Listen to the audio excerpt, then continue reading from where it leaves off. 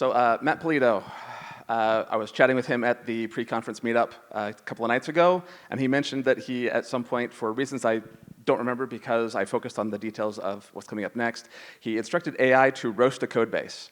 And I thought, I have a code base, I want to do that too. So that's what we're going to do. We're going to roast a code base here really fast. No code was harmed in the making of this presentation. It was like that already. So this is the crown jewel comment of the application. To do, move to strong params ASAP. Yeah, because ASAP totally means as soon as possibly never. Meanwhile, permit all parameters set to true. That's kind of like inviting every random stranger off the street into your house and telling them to make themselves comfortable because we don't have any better way of handling this right now in the modern day. Also, I really like movies and quoting them poorly, so we're going to do a lot of this. Fat controllers are the goal, right? That's what we love. How about a controller that is 4,991 lines long? That's a virtual planetoid, has its own weather system. For the sake of comparison, the full text of Hamlet clocks in at around 4,000 lines.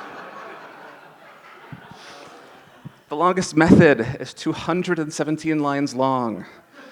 This is where the single responsibility principle went to become a missing persons case. Unfortunately, no one can be told what this method is, so you have to see it for yourself. Role checks. So we've got authorized reseller or training admin, which is almost sort of kind of okay, but then we follow it up with authorized admin or reseller or training admin, followed by authorized admin or instructor or reseller or training admin. Why not just add authorized literally anyone who asks nicely? You keep using the word authorized. I do not think it means what you think it means. As we all know, naming things is hard. We've got some really interesting method names. For example, gobble up duplicate. Assimilate with the comment in the code resistance is futile. And deep underscore destroy. I think I know what two of those mean and do, but gobble up duplicate? What, is it consuming something or making a new one? Or I don't even know. The Unrails way to put the database novel in the controller. I've got, this is an at variable being assigned in a controller, and as you can see, we've got some SQL here. We've got one select, two select, three inner selects in this SQL statement in the controller. That's lovely, right? That's totally mangle view controllers. That's what we do here, right? That belongs in a model. We do have a linter installed at least, right? So we can see what we have set up there. So parse errors are disabled, self-closing tags are disabled. Every single linter is disabled. It's like having smoke detectors, but the batteries are in a drawer labeled in case of emergency. The linter is decor. Dogs and cats living together, linters disabled, mass hysteria. Hey, we're running Ruby 269. Ruby 269 is not deprecated. It's undead. It went end of life 4 years ago. At this point, deploys feel like two developers holding up Ruby and pretending it's still alive.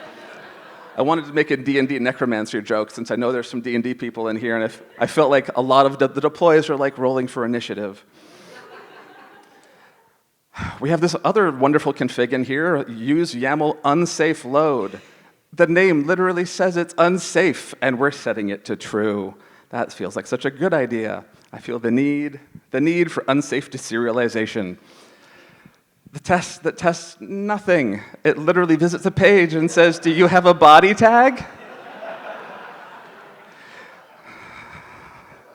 I guess. It's like this is the test that has the enthusiasm of a toddler that walks up to you and says, I helped. All right, quick final thoughts. I had a lot of fun with this. The AI, was given a set of instructions I thought were unusual. It surfaced some pain points that I thought were interesting and non-trivial. This app, for all of the flaws and its ugly as sin, we didn't get there all at once. We were making fun of a snapshot in time, but there were a lot of decisions that went into this.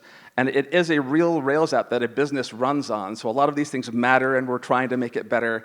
But it was kind of cathartic and a nice group therapy session to see that sometimes the code isn't pretty, and it works, and we can still work to make it better. Thank you.